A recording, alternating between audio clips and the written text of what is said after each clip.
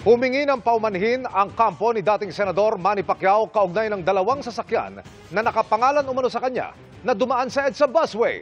Ang isa sa nasita, tumakas pa. Nakatutok si Joseph Morong. Sir, saan ba ito? Senador Pacquiao. Bawal po yan dito, sir. May agad kami. Ha? Naiwan kami sa...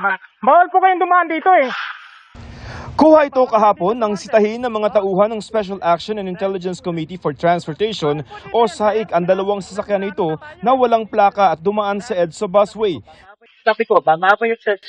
Ang sakay ng sasakyan sa harapan gumilid nung una pero ang SUV sa likod nito tumakas. Ayon sa SAIC, tumakas din ang itim na van pero bumalik kalaunan para magpatiket. Nakakagulat ay bumalik yung unang sasakyan. Yung Toyota. At tinanggap ang ticket. At nung pinakita nga niya ang ORCR niya ay totoo nga nakapangalan kay former Senator Manny Pacquiao yung sasakyan na yon. Sa isang pahayag, sinabi ng head ng security ni Pacquiao na hindi alam ng dating senador ang insidente. Kinumpirma rin ito na tumakas nga nung una ang driver ng van na mali nga raw.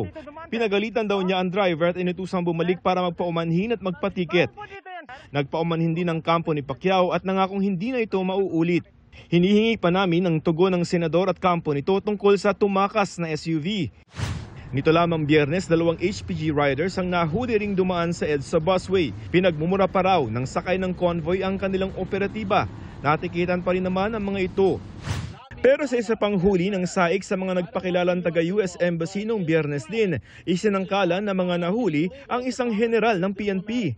All I ask, you give it to the PNP general and he will follow up. Not me, not us. Yeah, it's not us. It's for him. I don't want the US involved, but his threat, which is hostile and illegal to confiscate diplomatic passport. Sa video na ibinigay ng DOTR SAIC, maririnig din na kinumpronta ng isang pulis ang mga nanghuli sa mga Amerikano. Binanggit din ng pulis ang hepe ng PNP. Dahil pinuputak pinay sa social media, baka pwede natin pagbigyan muna na concert. Pati yung nagre-request pati si Chief PNP naman. Sabi ng HPG, tinanggal na sa pwesto ang tatlong taga-HPG na sangkot sa insidente. Hindi raw otorisado ang aksyong ito ng taga-HPG na para lamang daw maibsan ang trapiko. Hindi raw ito ang opisyal na posisyon ng HPG.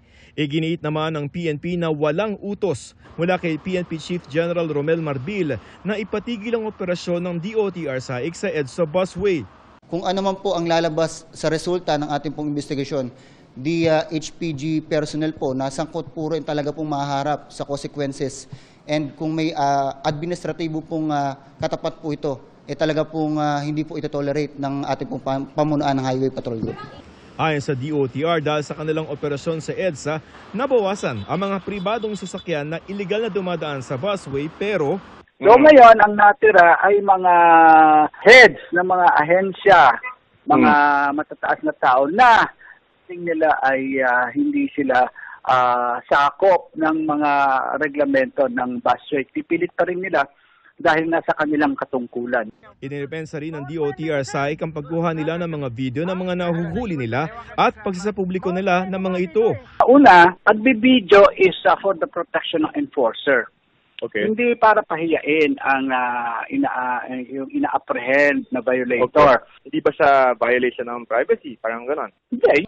Ayon naman sa National Privacy Commission, legal ang pagkuha ng video na ginagawa ng DOTR SAIC maging ang pagsasapubliko nito. So baka personal cellphone yun or yes, they could be considered as alternative recording devices.